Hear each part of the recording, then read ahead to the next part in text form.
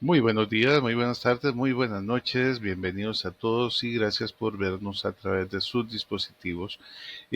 Tal como se los habíamos comentado, hoy tenemos en el estudio virtual a don Luis Amador, exministro de MOP y que será candidato para las próximas elecciones 2026. Nos acompaña desde Qatar en este momento. Don Luis, ¿cómo está usted? Todo bien, por dicha. Espero que todos por allá estén pura vida como Bueno, siempre. sí, en Qatar. ¿Qué anda haciendo en Qatar? Correcto. Don Luis, cuéntenos, en qué anda por esas tierras? De ahí, yo hago consultoría también, entonces, en adición a mi trabajo como profesor universitario, ahorita estoy ayudando a una de las empresas que está haciendo el plan maestro de transporte público. Acá quieren poner buses rápidos, quieren poner unos taxis acuáticos, la extensión del metro es parte de, y un tren de larga distancia. Entonces, estamos haciendo un estudio de eso y también apoyando otra cuestioncilla por ahí, están desarrollando una estrategia para integrar salubridad pública y ambiente dentro del planeamiento para transportes. Wow, Entonces, sí, sí, suena entretenido. bastante trabajo. Sí, sí, es intenso porque hay que coordinar varios equipos. Estamos haciendo 10.500 encuestas en este momento y después el modelaje y el planeamiento. Ya, ya, ya, ya. Bueno, estando en Qatar, cuando ya regrese a Costa Rica, va a sentir el clima bastante, bastante fresco. ¿A cuánto están de temperatura en este momento en Qatar? Qatar está subiendo como hacia los 40, 37, dice en este momento, pero son las 6:15, ya el sol se fue. No, bueno, yo prefiero Guanacaste. Sí. Don Luis, usted nace en San José, ¿verdad? Sí, yo Eh, nazco en San José, correcto. allá en el Calderón Guardia, No, en la clínica bíblica, en la ahí fue bíblica. donde nací. Sí. Sí, después, según vi en su biografía, bueno, estudia en el Kinder México, Escuela México, Ujú, Colegio México, ujú. es Así bastante es. mexicano. No, no, no, para nada. Ese es el colegio y la escuela que están ahí en Barrio Aranjuez Sí, por en Barrio Fercori, Aranjuez, digamos. y es público. Eh, Sí, público.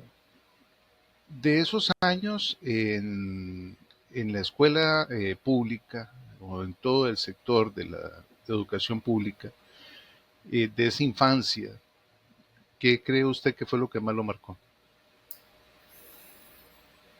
Mm, qué buena pregunta. Fue una infancia interesante porque yo crecí con mi abuela y la hermana de ella. Ellas fueron las que me criaron. Y las hermanas de ella, que vivían ahí en Aranjuez, por cierto, una de ellas. Eh, Mis otros abuelos paternos también vivían en Aranjuez y ahí se explica el por qué voy al Colegio México y a la Escuela México. Durante los años de escuela, muy lindos recuerdos, muchos compañeros, ya muchos que no vuelvo a ver, pero en el colegio más difícil, recuerdo los bullies que habían en el colegio, porque yo venía 2 años atrás. Yo tenía, digamos, 16 cuando salí del colegio y entré a la universidad. Ellos ya, muchos tenían 18, entonces, eh, de ahí sí me tocó sobrevivir, pero ese desfase siempre existió entre mi persona y ellos, pues los intereses eran diferentes. Y ese, en aquellos años donde el bullying era de verdad, no es el bullying de Ujú, ahora, que le hacen a uno ujú. memes o le sacan algo, Era pues físico el bullying. era físico el bullying. O sea, yo también fui víctima de bullying en los años en la escuela principalmente, después ya me hice más grande y lo pensaban dos veces para meterse conmigo, pero sí era bullying del de verdad. Y bueno, entra después en el mundo político y le toca otra vez el bullying. Sí, pero digamos que ya uno viene medio entrenado. Oye, mira, don Luis, vea, una pregunta. Usted está tranquilo en Canadá, es profesor en Cambridge, no, en Cambridge no, Concordia, en Dios la Concordia. quisiera, en Si Concordia, sí. estuvieras en Cambridge, cuidado, lo llenan en Concordia.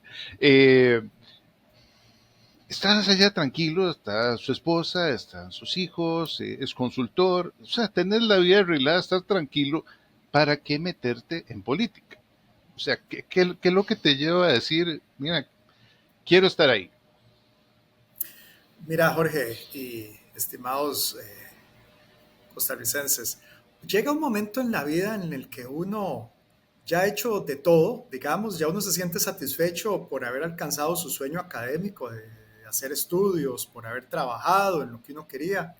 Y de ahí, después de como 10 años de estar en la universidad, uno se enseña lo mismo. Y la consultoría le permite hacer algunas otras cosillas, pero uno se va aburriendo y uno siempre sigue viendo a Costa Rica y siempre sigue diciendo, pero ¿por qué están como en un letargo?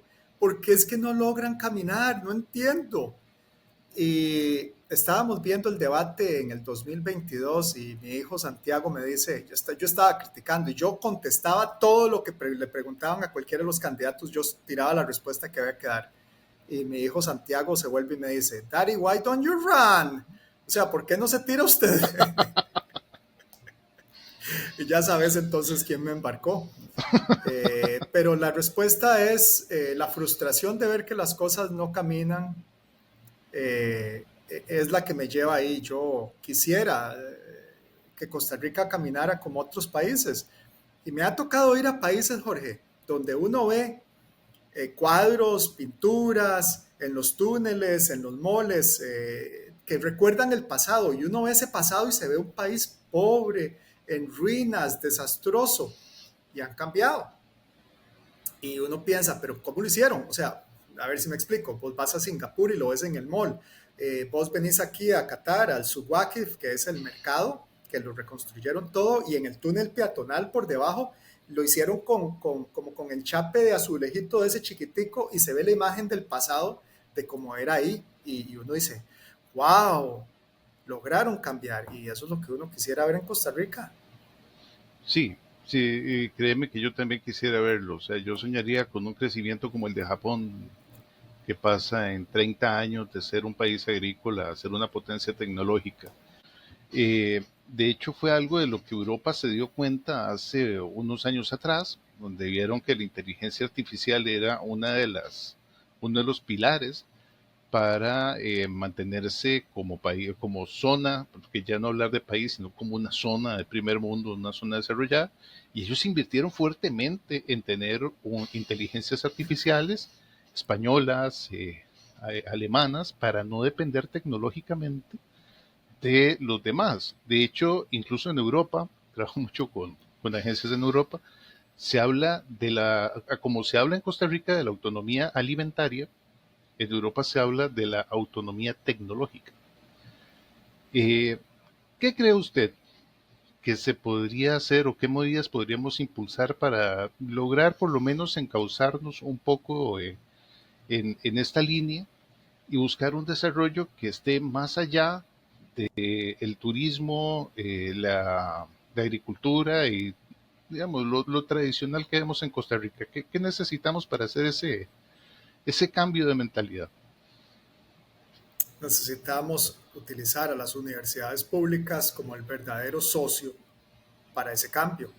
A ver si me explico. En Canadá, los fondos de investigación, el gobierno se los asigna a proyectos que las universidades envían, donde dicen vamos a avanzar en pattern recognition, en data mining, lo que sea, ¿no? Cada investigador de la universidad, yo mismo, proponemos proyectos y buscamos financiamiento. En Costa Rica tenemos los fondos de educación, el FES, que tanto se ha discutido. ¿Ok? Entonces, demos la totalidad, pero démosla bajo un mecanismo que nos permita fomentar esa investigación aplicada a la industria para entonces empezar a levantar todas las industrias. Y por industrias me refiero a la parte no solo de software, me refiero a la parte agroindustria, pero ya tecnificada, me refiero a la parte farmacéutica, médica, me refiero a la parte biológica, nanotecnológica, me refiero a la parte inclusive automotriz de partes, de piezas, de equipos, y hay que traer a la misma industria que hay en el país. Hay algunos buenos empresarios que tienen buenas ideas, y empezar a fomentar a los de zona franca. Hay que traerlos y ofrecerles la investigación. Acá en Qatar hicieron, y voy a usarlo como ejemplo porque lo acabo de ver hace poco, Claro. se llama Education City, ciudad de educación. Y ahí está Carnegie Mellon, ahí están un montón de universidades y de empresas que formaron los locales con las universidades y ahí le están inyectando los fondos para ellos hacer, por ejemplo, cultivos. Esto es un desierto del carajo, o sea, uno sale y esto es un desierto. Y Jorge, uno va al supermercado y las manzanas, las lechugas, todo es producido local, porque como cuando uno va a Disneylandia, a ECOP, si alguna vez fuiste, que decían de esas así como paredes con las lechugas y todo con, aquí lo están haciendo. Y Oh, wow. entonces, esa es lo que hay que hacer en Costa Rica en todos los niveles.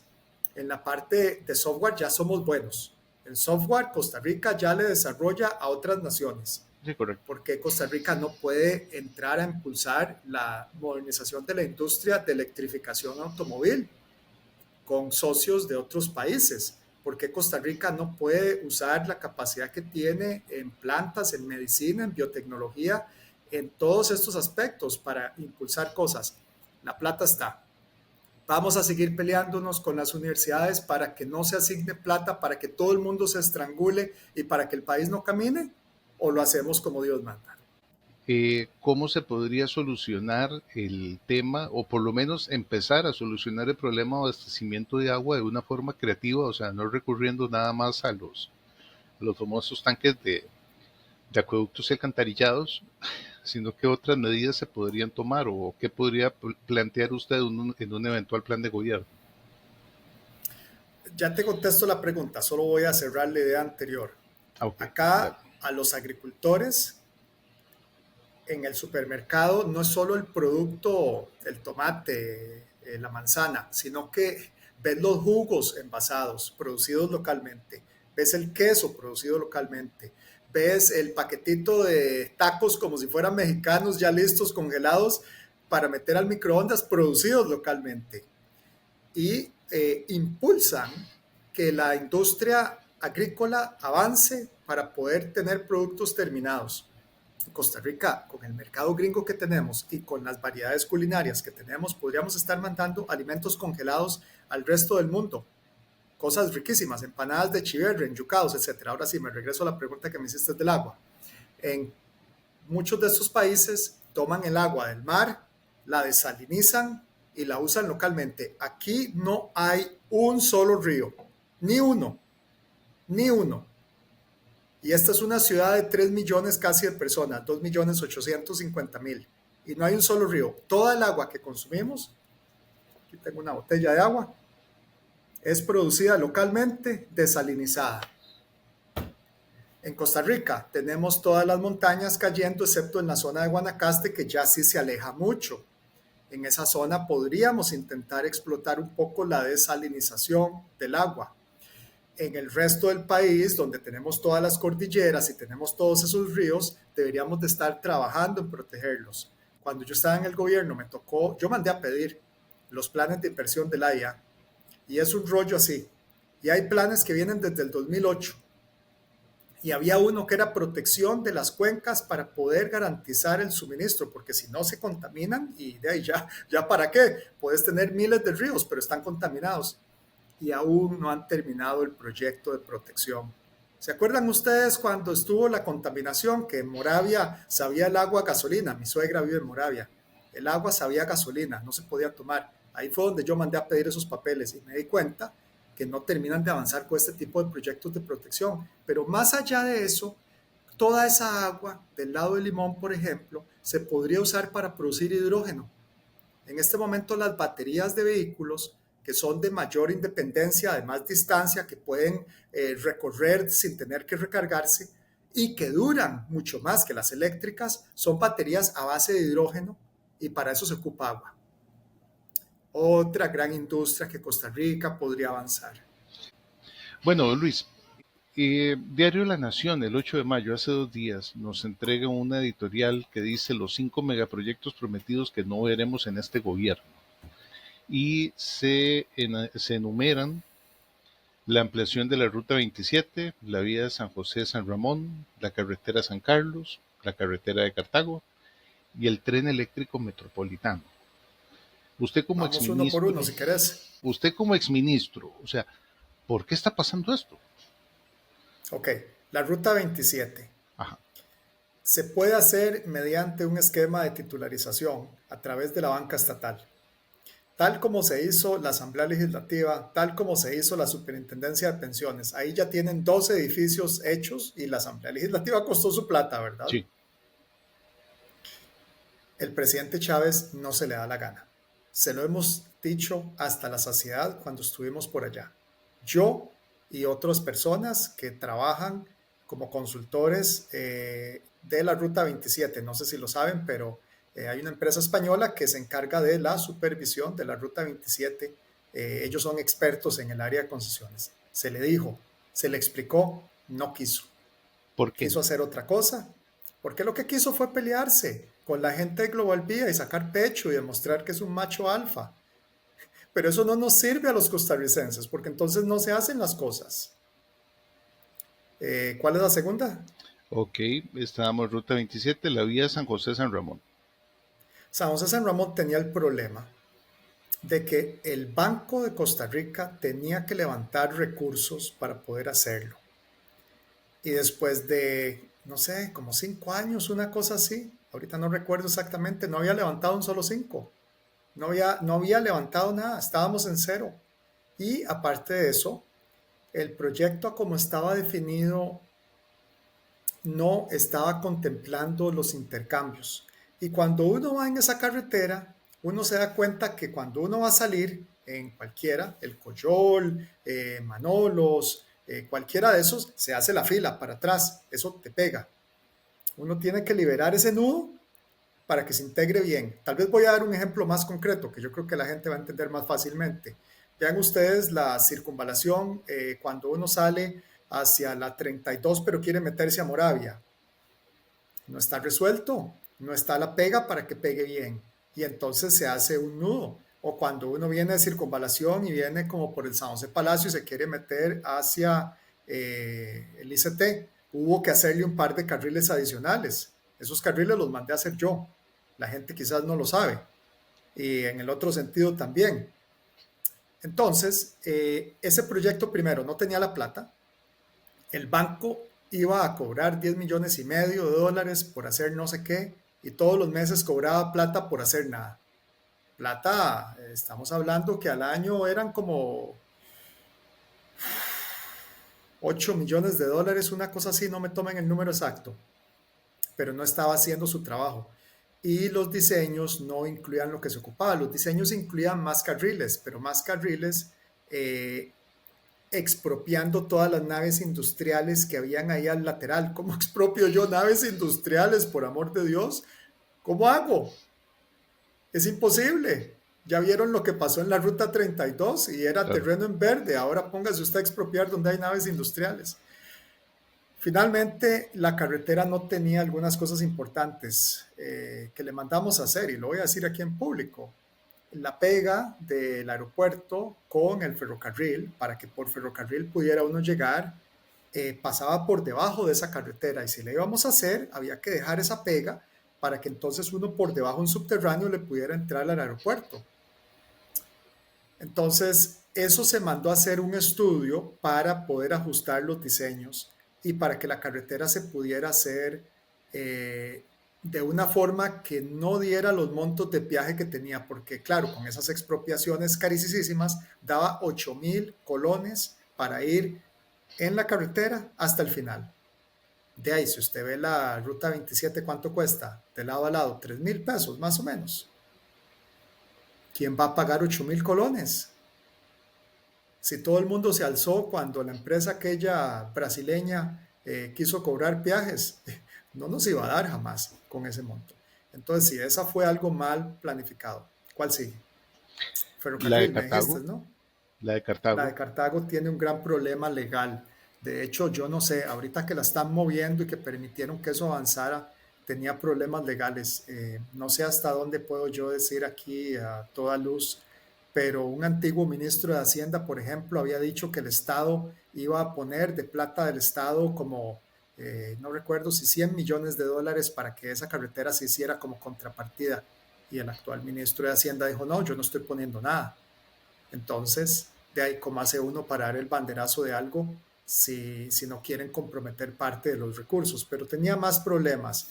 Las recomendaciones internas no estaban dando, era una obra de 400 y algo de millones, porque lo que querían era hacer que volara el viaducto, pero después el viaducto caía, o sea, una carretera sobre el aire caía sobre la que viene por las rotondas, pero no caía directo a la rotonda, caía antes.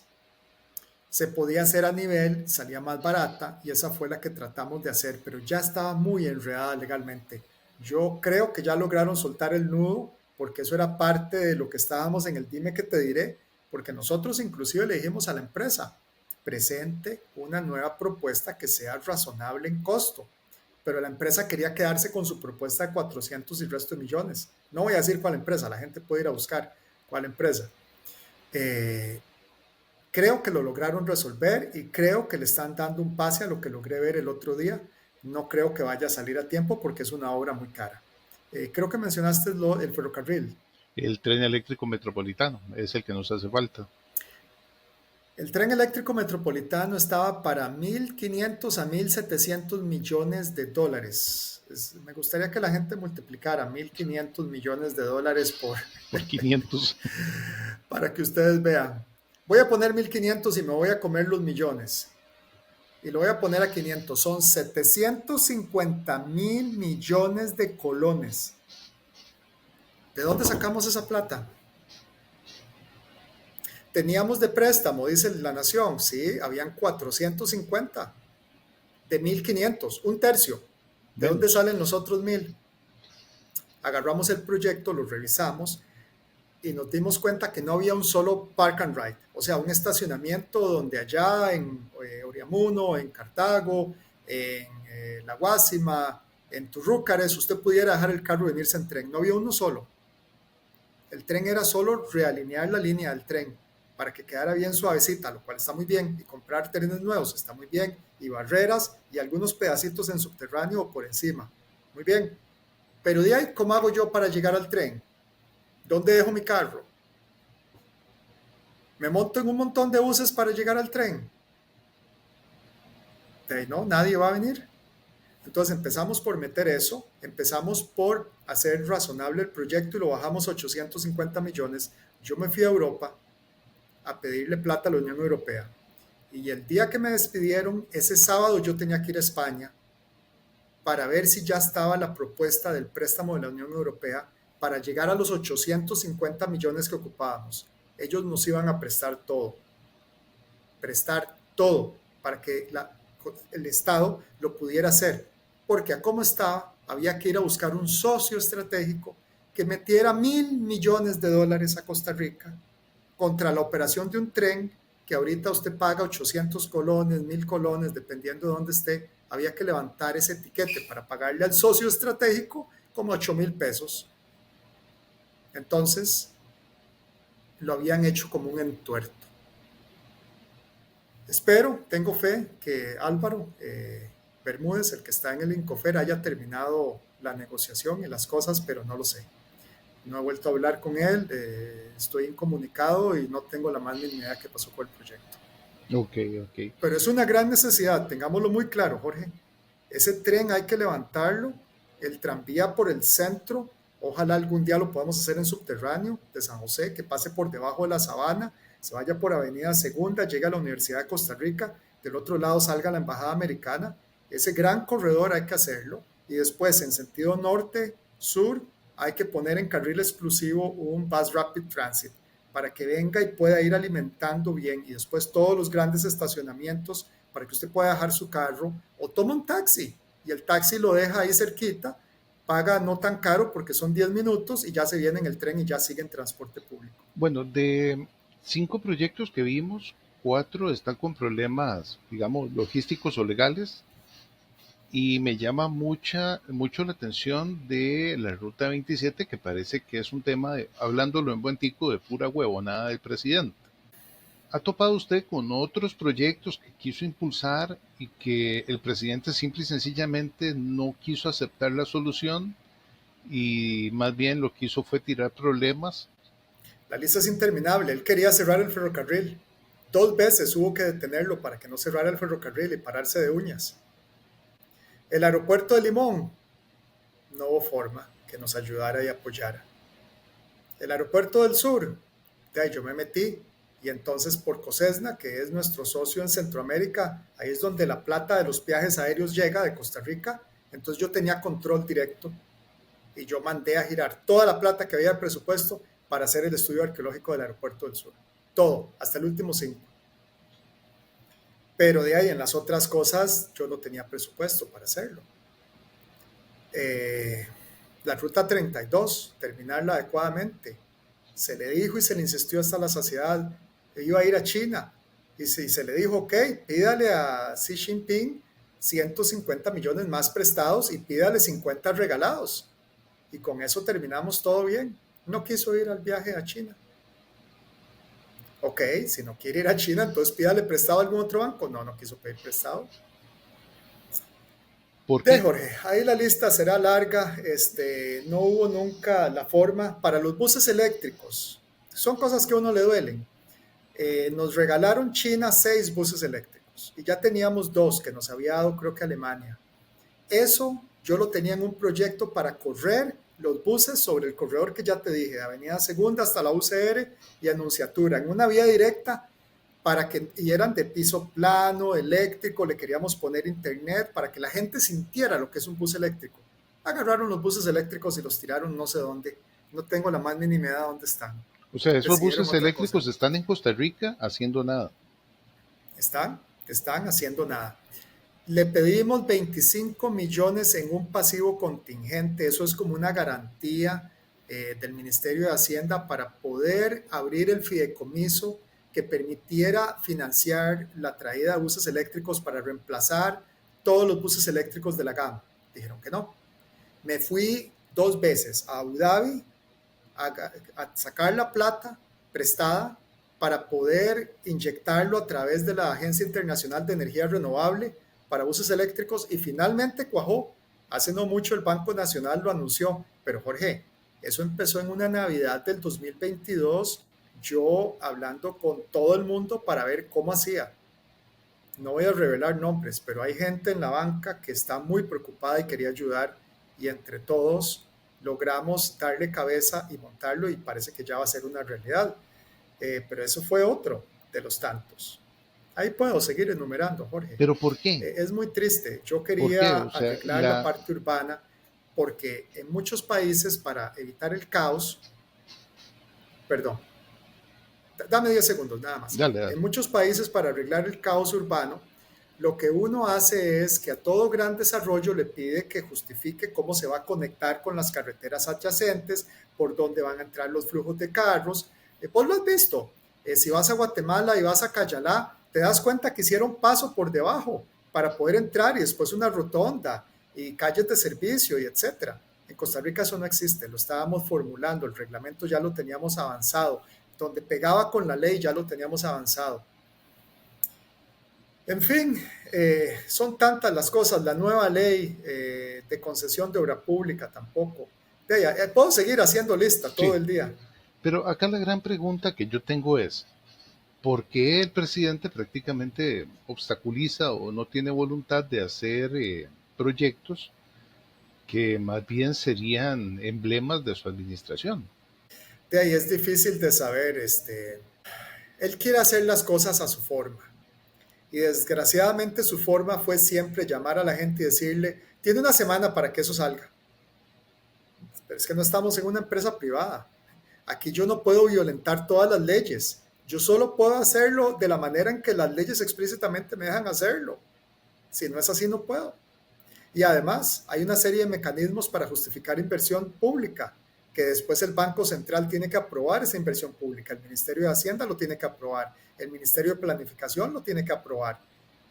Si no, nos puede uno pedirle prestado a las grandes agencias internacionales y para pedir eso hay que hacer estudios que digan que el proyecto es factible, que el proyecto tiene beneficio hacia la población, etcétera, etcétera.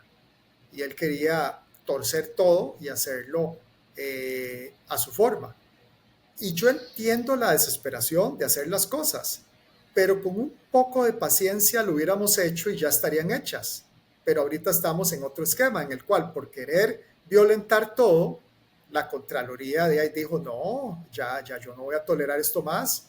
Eh, y entonces empezamos a entrar en problemas por querer hacer las cosas mal. Y es que, bueno, yo no quisiera sugerir otra cosa, pero también cuando uno hace las cosas brincándose todas las leyes, uno puede terminar haciendo un mal proyecto. Ve el proyecto que te acabo de mencionar del ferrocarril mal planteado, la ruta 1 mal planteada, la ruta 32, por amor de Dios. ¿Por qué tanto problema? Porque cuando llegamos estaba mal planteada desde el inicio. Y esos mecanismos que hay puestos es para garantizarse que las cosas tienen que estar bien hechas y si no, no pasan y no se financian. No es porque se nos da la gana entrabar al Estado. Don Luis, vea, aquí es donde a mí me salta una gran pregunta, tanto con usted como con el señor presidente. ¿Qué papel juega dentro de esta trabazón, por así llamarla, la Contraloría General de la República? Porque el gobierno de Rodrigo Chávez ha vivido en una guerra constante con la Contraloría. ¿Cómo visualiza usted ese conflicto constante con la Contraloría? ¿Considera usted que realmente esté justificado? El conflicto no está justificado. Lo que la Contraloría dice sí está justificado. ¿Por qué? Porque el Estado costarricense no se ha modernizado y muchas veces hacen las cosas mal. Todo se formula y se plantea mal. Entonces, la Contraloría lo que es un auditor de todas las instituciones públicas, que va y les dice los procesos que ustedes tienen son malos, la forma en que usted opera es inadecuada, la forma en que usted aplica la ley es incorrecta. Eso es el papel de ellos. El pleito que se tienen, de ahí a nadie le gusta que lo corrijan, pero si la Contraloría está tratando de corregir es porque están tratando de que el Estado cambie y se hagan las cosas bien. Ese cambio muchas veces involucra modernizar la parte legal del marco de ley de la institución, pero también muchas veces significa modernizar la estructura de la institución y como tercer pata de la modernización está el capacitar adecuadamente al personal y el generar dentro del personal, darle esos procedimientos para que la gente pueda hacer las cosas bien. En el MOP habían un montón de cosas que la Contraloría estaba criticando, en transporte público, en gestión de activos viales, etcétera. Nosotros empezamos a implementar cambios, empezamos a desarrollar un sistema de gestión de activos viales, algo que querían pagar millones de dólares. Lo hicimos in-house, la gente de la Secretaría y yo. Y sí, yo, porque yo me sentaba con ellos para hacer las cosas. A veces uno tiene que también arrollarse las mangas y ponerse a bretear para que ellos tengan motivación. Y vieras que eso los motiva a los empleados públicos, que uno esté codo a codo, ellos se sienten motivados de que uno está realmente interesado y es honesto el interés. El MOP cambió, pasó de ser una institución pegada a avanzar. Todas las otras no. ¿Prefirieron pelearse? Sí. Y de ahí, eso es un gran problema. Pero ahora entendamos una cosa, para los que están pensando que hay que volarse todo eso, es que ahí el problema es que entonces, si alguien que quiere hacer negocios ilegales no tiene una contraloría, de ahí tiene portillo abierto. Ese es el gran problema. Voy a darles un ejemplito. En diciembre estuve por allá, fui a la Asamblea Legislativa y di unas declaraciones el 20, los invito para que las escuchen. Pasé por Los Yoses, como por donde está, no sé si puedo decir, una pizzería que todo el mundo conoce de techo rojo.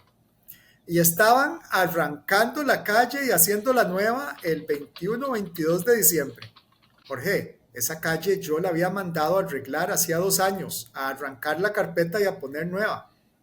Y voy a decir algo que no debería decir. Yo tengo un apartamentito por ahí. Yo pasaba por ahí caminando hacia el MOP todos los días. Todos. Y yo veía el pavimento. Y el pavimento estaba bien.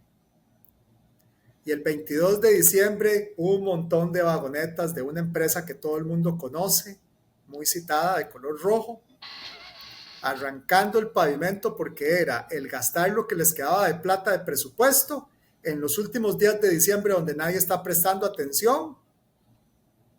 Y ese es el tipo de cosas costarricenses que tenemos, por amor de Dios. Por eso es que existe una Contraloría.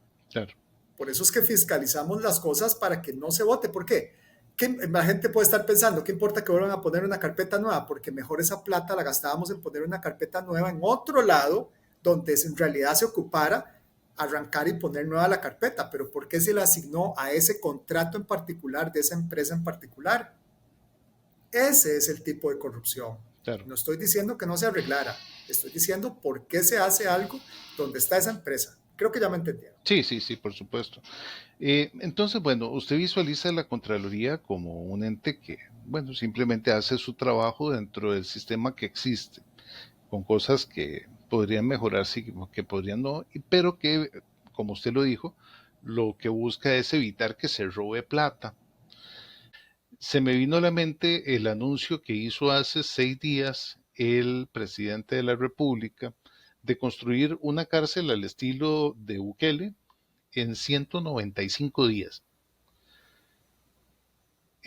¿Usted ve eso posible? La megacárcel. En 195 días. Si ya tenés todo listo, ya tenés las cuadrillas de personal, la empresa, la maquinaria, 3 por 6, 18, 5 meses. No, El terreno. no, tendrías que tener como en China, que agarran y ponen todo el montón de vagonetas y de equipo y tecnología y el montón de obreros y entran como un hormiguero y son 1,000 operarios que están ahí con equipo, bombas de concreto. O sea, eso es un sueño de opio. Pero el problema es que ese sueño de opio le vende a la gente eh, lo que la gente quiere escuchar, que es que la seguridad del país se va a arreglar haciendo algo suficientemente grande para meter a todos los criminales. La megacárcel, según usted, es simplemente una movida para ganar votos en el 2026 del chavismo, ¿o no? ¿Es eso o es que ya negoció con Estados Unidos que Costa Rica va a perder? Va a ser una cárcel para recibir inmigrantes, lo cual sería muy triste, honestamente. Es realmente denigrante. Yo no sé si es eso, si o es eso o es la parte política, honestamente. ¿Es uno o el otro? Eso ¿Por me qué pasan lleva, 3 años para hacer esto, Jorge? sí, ¿Por qué no lo hicieron desde el año uno? sí, sí. Eso me lleva a otra pregunta, ahora que tocó el tema de los inmigrantes que está mandando Estados Unidos. Estados Unidos nos manda a estos inmigrantes desde su país. Nosotros los recibimos. Cuando se le preguntó al canciller y en su momento también se le preguntó al presidente, él lo que decía era que estábamos ayudando a un socio comercial, etcétera, etcétera. Pero cuando Donald Trump anuncia las medidas arancelarias que se impusieron, resulta que nos imponen el 10%, que es el mismo 10% que se aplica a todo el resto de Latinoamérica. O sea, ni El Salvador ni Costa Rica, que son los dos países que se prestaron para el tema de los inmigrantes, recibieron ningún trato preferencial con respecto a los aranceles. Recibieron el mismo arancel que tiene Guatemala, el mismo arancel que tiene incluso Haití. ¿Usted qué opina de eso? Yo creo que le quedó muy grande ahí la parte de la política exterior. Desgraciadamente el canciller de la República es el abogado del presidente. Fue por pura amistad que está en ese puesto. Le quedó muy grande los pantalones. Y perdón que lo diga, pero es que yo lo he visto borracho frente a una delegación de Arabia Saudita donde tomar alcohol se ve muy mal. Entonces, le queda muy grande los pantalones. Eh, Realmente nosotros debimos de haber hecho algo diferente y haber dicho la verdad. Nosotros no somos un hub para estar moviendo inmigrantes. Nosotros tenemos un montón de empresas de acá, pero también hay que trabajar otra parte, Jorge.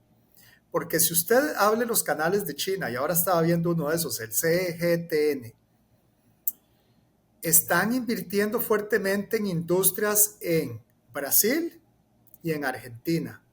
Están incluyendo, en este momento están promoviendo una reunión bilateral con Argentina, con el presidente y con el presidente de China, para que China venga a poner más empresas en su país. Si nosotros tenemos un régimen fuera de la GAM, de zona franca, que ya nos permite a lo largo de la ruta 32, a lo largo de la ruta 1, de la ruta 2, poner zonas francas, de ahí, si Estados Unidos está tan agresivo, empecemos a hablar con China y con otros que posiblemente quieran venir a abrir industrias. Un punto más, en las noticias, no sé si lo vieron, pero ya está moviendo los gringos la producción de aparaticos como este, para no decir marca comercial, de China a Vietnam, a la India y ¿por qué no a Costa Rica?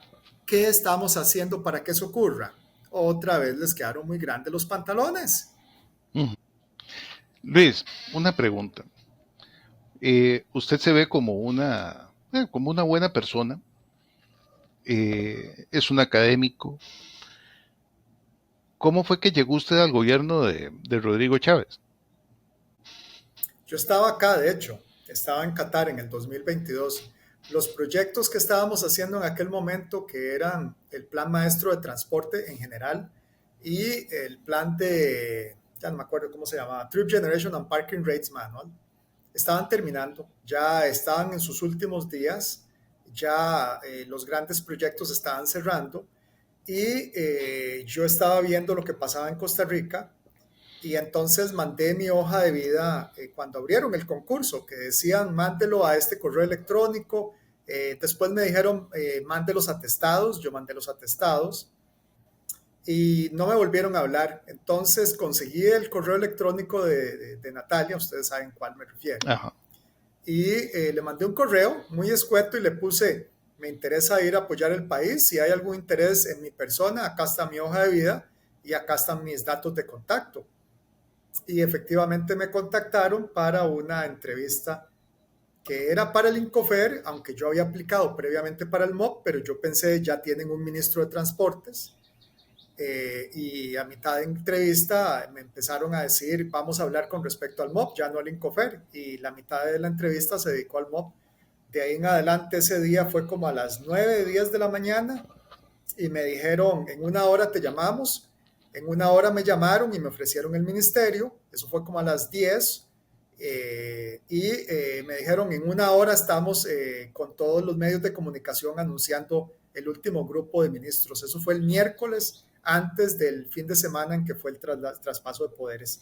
Yo me monté en un avión y me vine como las bombas, como decimos en Tiquicia, para llegar a Costa Rica. Pasé por Canadá a llenar maleta nada más con ropa. Eso significa que usted no había tenido un contacto previo, por así decirlo, con el movimiento de Rodrigo Chávez en campaña. No, no, para nada. Eso es Ok. correcto. Yo estaba trabajando. De ahí, a mí me contactaron el miércoles anterior al día de la toma. Eso que fue el 5 de mayo, creo, por ahí, o 4, no estoy seguro que cayó. Esa fue la primera vez que yo conversé con ellos. De ahí para atrás no tengo la más mínima idea qué pasó. Igual que todos los costarricenses veía las noticias y listo. Sí, de hecho, esa posición suya es muy similar a la de muchos de los funcionarios que estuvieron o que han estado o están actualmente en el gobierno de Rodrigo Chávez. Una pregunta. ¿Usted votó por Rodrigo Chávez? Ay, Jorge, qué embarcada. Sí, en la primera ronda yo voté. En la primera sí.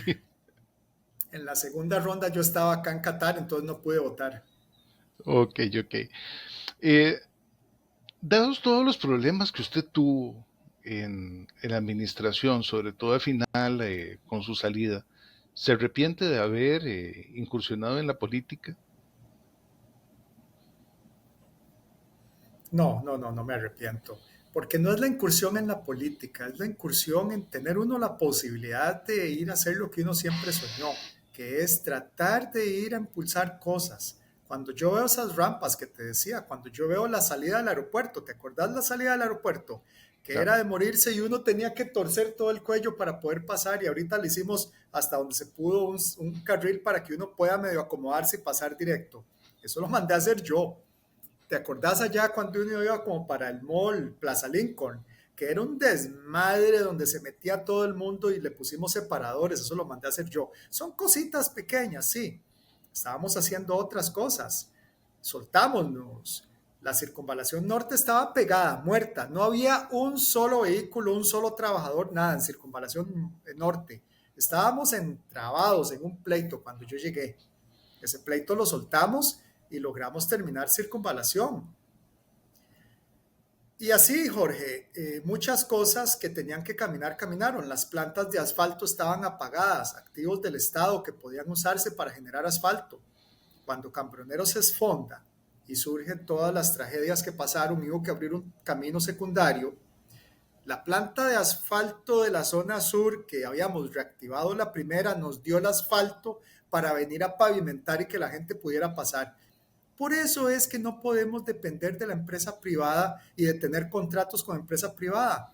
En Costa Rica hay desastres naturales todos los años y el Estado necesita esa capacidad de reaccionar. Muchas otras cosas se fueron a hacer, Jorge. Puedo seguir enlistando. Claro. Pasamos reglamentos para que los buses, a partir del 1 de octubre pasado, todos tuvieran piso plano, sin gradas. Yo vi a mi abuela caerse del bus por las gradas. Y a partir del 1 de enero pasado habíamos puesto para que todos tuvieran pago electrónico. Hay un montón de cosas por todo lado que mandamos a hacer. Yo no me arrepiento, jamás. Las cosas pasan, Dios lo prepara a uno y ahora es seguir adelante. En función a lo que me está diciendo, ¿qué considera usted que es lo mejor que le ha dejado su paso como ministro y qué es lo peor que le ha dejado? Hay algunas cosas que puedo decirte que yo creo que fueron muy buenas. Creo que el haberle arrancado la inspección técnica vehicular a aquella gente que tenía 10 años que había que cobrar mucho menos, 10 años. Y todo el mundo, a vista y paciencia, se los había permitido que siguieran cobrándole a todo el mundo 16,000 pesos por la inspección de un carro. Vaya a ver usted cuánto cuesta hoy, 5,000 y algo, creo. Eso fue un pleito que me tuve que echar. Y lo voy a decir, en presidencia no estaban convencidos. Los asesores del presidente no querían que lo hiciéramos. Y nos echamos el pleito y lo logramos. Igual el aeropuerto del sur. Nunca me voy a arrepentir de eso. Dios primero lo logremos construir si los costarricenses me dan la oportunidad.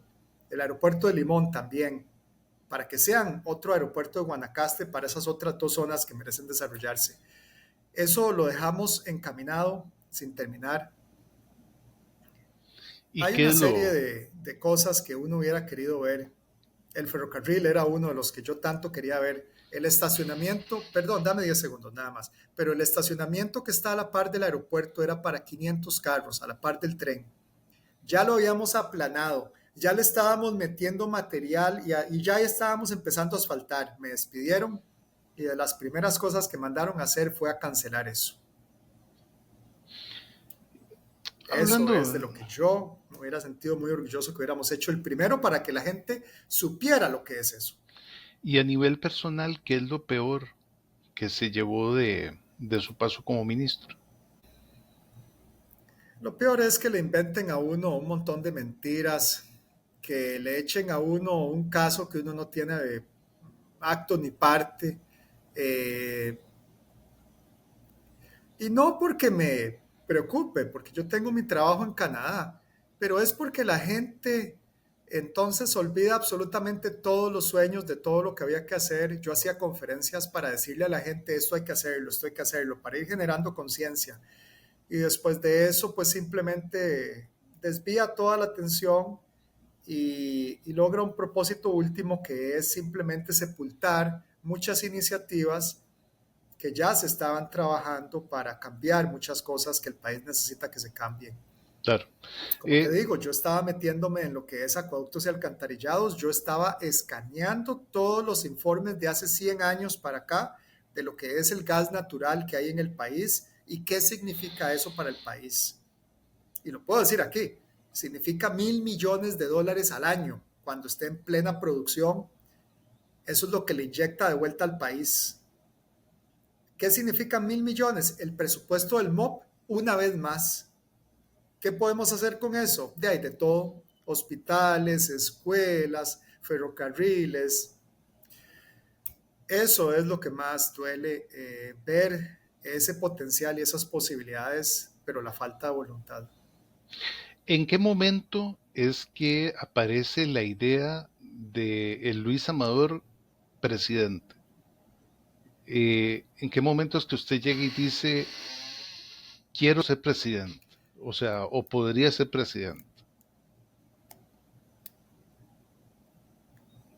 Cuando me doy cuenta que todas estas cosas no las van a mover, cuando me doy cuenta que cada día más se están peleando. A mí me llevaron a la Contraloría y usted no me va a decir una sola palabra, porque a mí me da vergüenza la forma en que se están manejando las cosas. Yo con la Contraloría como ministro, en las cosas de mi ministerio, lo manejaba yo separadamente, me reunía con ellos, acordábamos, me daban plazo, me daban chance y íbamos arreglando todo.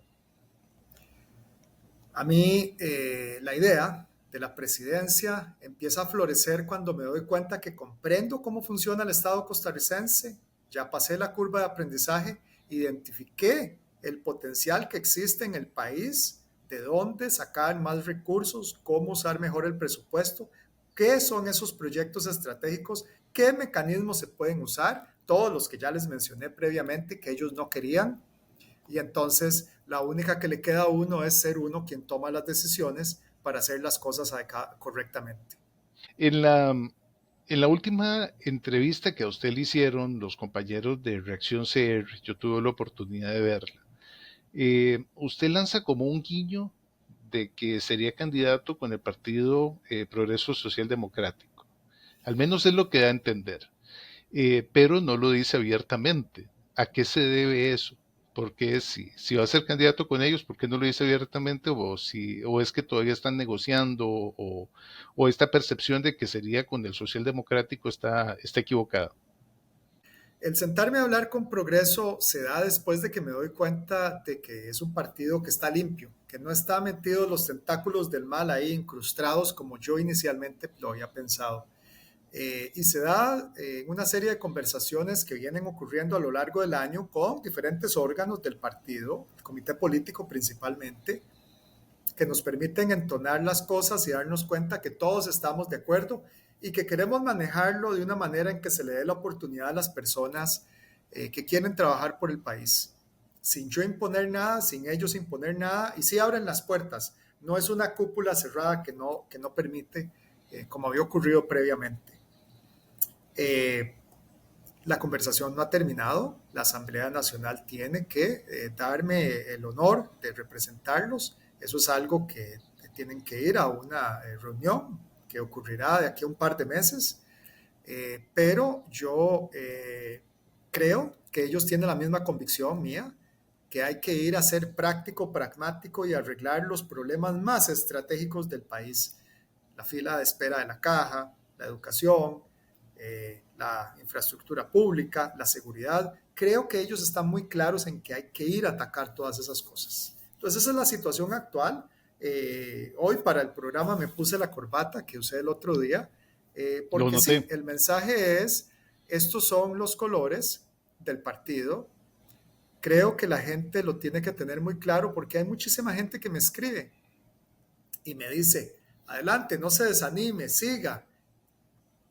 La familia en realidad más bien hace todo lo contrario. La familia está diciendo, sálgase de ahí y ya quédese tranquilo y no se vaya a complicar la vida. Pero de ahí, realmente uno sabe que algún día no va a estar más en este planeta y ese día yo no me lo voy a perdonar si yo no traté de hacer las cosas. Si la gente al final de cuentas no me quiere dar su apoyo, yo lo comprenderé, pero les puedo decir que en este momento tengo las fuerzas, el conocimiento y la voluntad de ir a trabajar. Y eso es lo que vengo yo a ofrecer. Si en este momento usted fuera presidente y estuviera en su capacidad la oportunidad de ejecutar cualquier proyecto, sea de obra pública, sea de seguridad, sea de lo que sea, ¿cuál sería el primero que echaría usted adelante? ¿O cuál sería el primer problema que trataría de arreglar?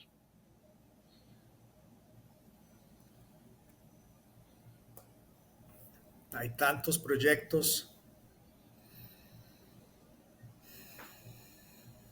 Es una pregunta difícil. Hay tantos proyectos como para decir cuál sería el primero.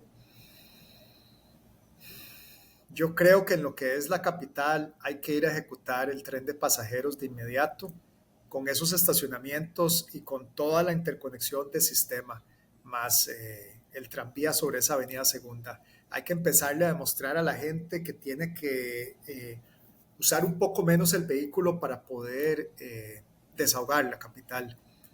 Por más carriles que le metamos a todas las demás carreteras, esto nunca se va a arreglar hasta que no logremos inyectar todo por transporte público.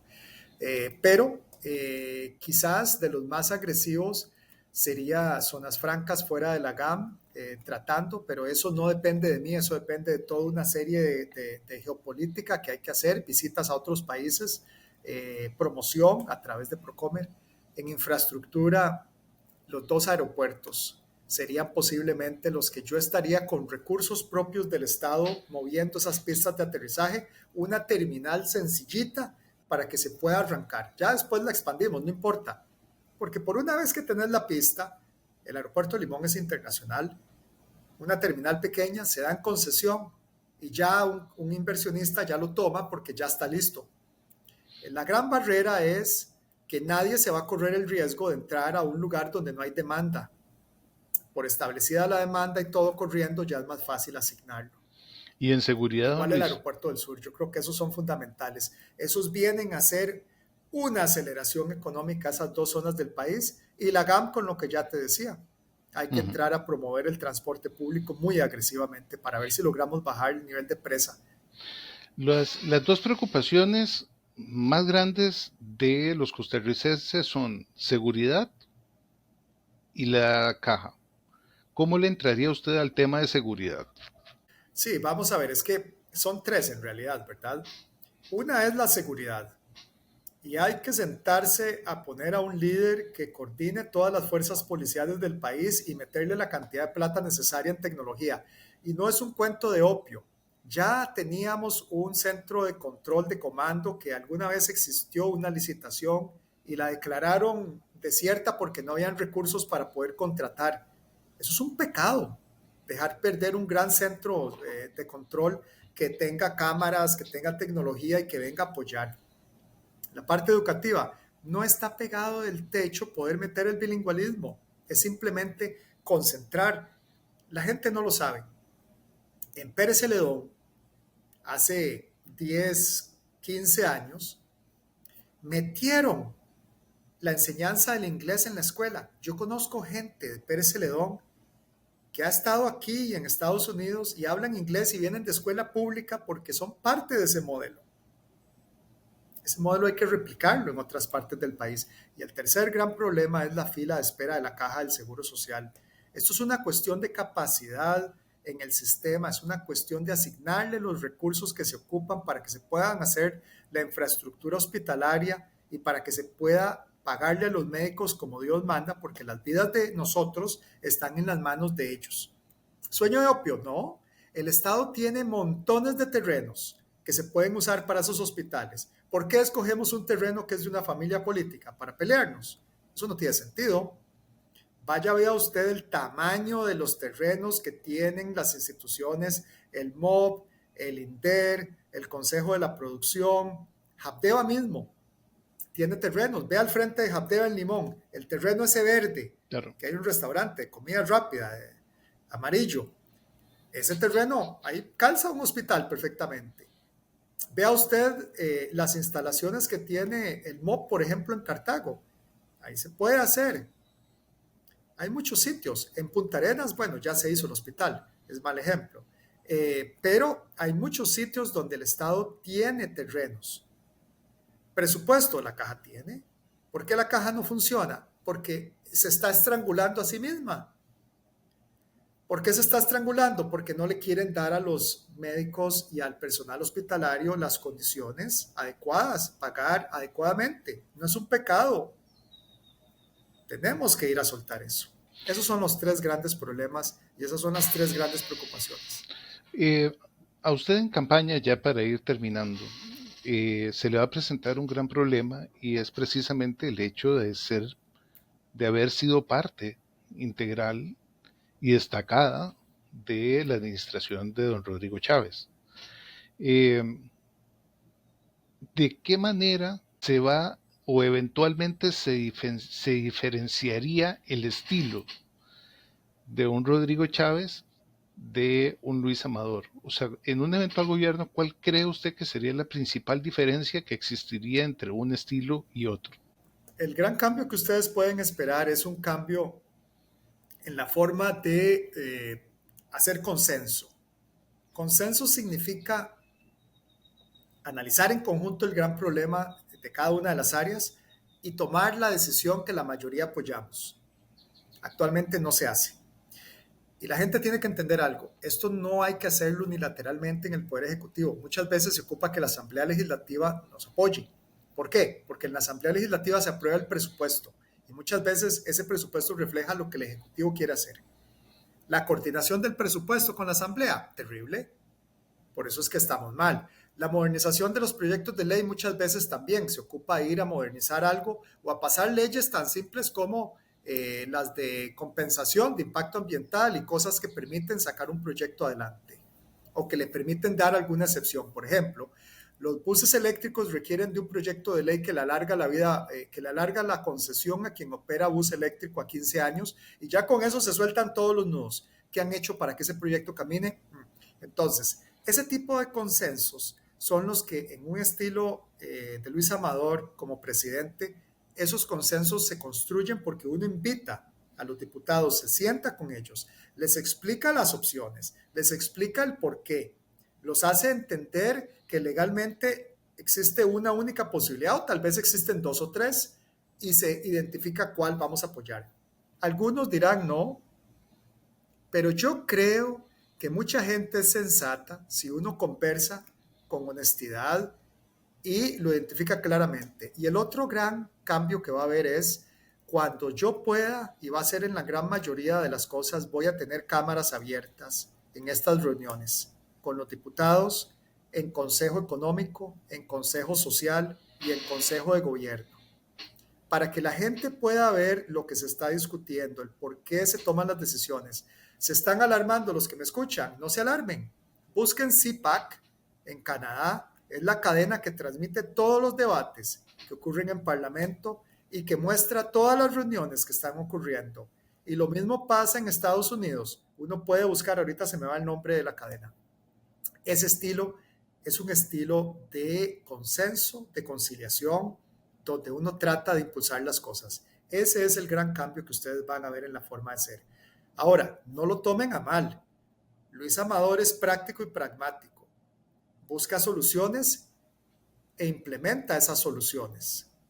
Entonces, tengan claridad de que cuando el control completo está de mi lado y es simplemente levantar el teléfono y ministro de tal cartera haga esto con los procedimientos de ley, las cosas salen. Cuando ya es un poco más complejo, pondremos esa tónica. Yo quiero invitar a los señores diputados para que el día viernes en la mañana o el sábado o busquemos una jornada cada 15 días, sea que vengan a casa presidencial o que nosotros vayamos a la asamblea, pero que revisemos los grandes problemas. Yo quisiera que ellos vieran el presupuesto de la República y entendieran qué es lo que hay, para qué alcanza y entre todos que digamos, estas son las prioridades y lo que alcanza es para esto en este momento. Y ahí ellos se van a dar cuenta que se ocupan otras fuentes de ingresos, que si queremos soñar para que Costa Rica cambie y llegue a ser un Japón, llegue a ser un Singapur, llegue a ser una Malasia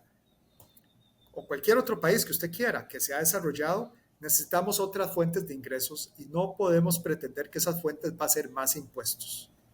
Ya la carga tributaria de impuestos está asfixiando.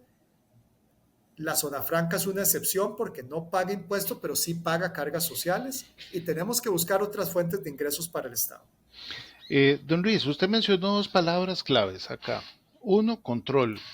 Y dos, diputados. Don Rodrigo está en una campaña solicitando o pidiéndole al país, creo que son 40 diputados. ¿Usted cree que Luis Amador necesite 40 diputados para poder tener gobernabilidad en el país? Los diputados son de muchísimos partidos electos. Va a ser muy difícil que un partido tenga una mayoría tan amplia, recuerde históricamente, pero uno nunca lo sabe. Aquí la respuesta se parte en dos. Por un lado, están pidiendo mayoría en el Congreso, pero con las leyes actuales no quisieron seguir las leyes y los procedimientos y están entrabados y no lograron demostrar que pueden hacer las cosas con un marco tieso. ¿Para qué me están pidiendo un deportivo si con el camión que tienen actualmente no han salido ni de la cochera? ¿Para qué? Esa es una parte. Si hubieran demostrado que logran hacer, pero que quieren modernizar el marco legal, esa es otra cosa. Ahí yo digo, sí, de acuerdo, ocupamos una mayoría. Pero por otro lado, hay un montón de tendencias. Y hay que decir la verdad, vamos a tener una asamblea fraccionada, con diputados 5, 4, 6, 8, de diferentes fracciones.